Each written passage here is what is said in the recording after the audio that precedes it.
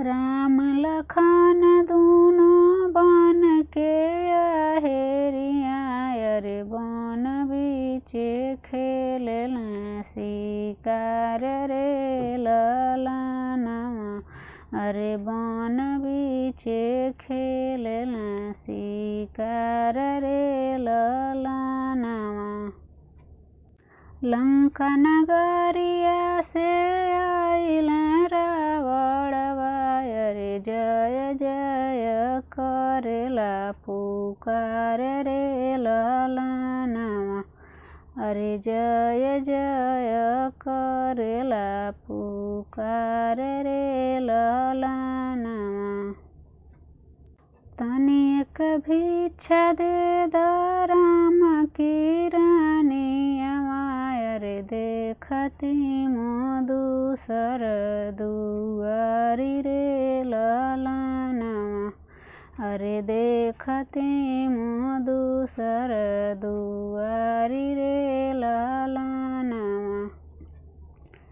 रेखावा भीतर सीता बिछवो नाले अरे रेखावा बाहर चलिया रे ललनवा अरे रेखावा बाहर चलिया रे ललनवा।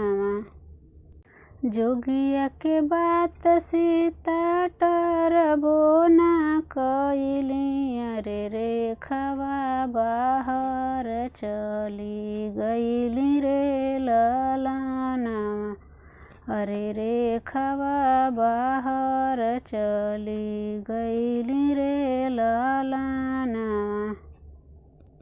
एक हाथे जोगिया बिछवो जो लेला अरे एक हाथे रथ पे सवार रे ललनवा अरे एक हाथे रथ पे सवार रे ललनवा।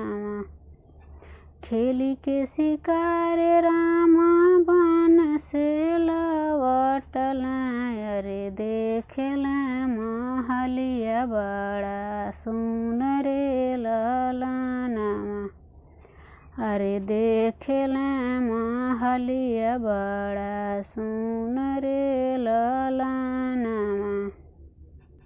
किया तुही सीता हो मारी हरि गइलू अरे किया तुहू गइलू आलोक रे ललनवा अरे किया तुहू गइलू आलोक रे ललनवा। रोवेल राम समझावे भैया लक्ष्मण अरे चुप होख भैया हमार रे ललनवा अरे चुप होख भैया हमार रे ललनवा। नाही भैया सीता हो हरि मरी गइली अरे नाही सीता गइली आलोक रे ललनवा अरे नाही सीता गइली आलोक रे ललनवा।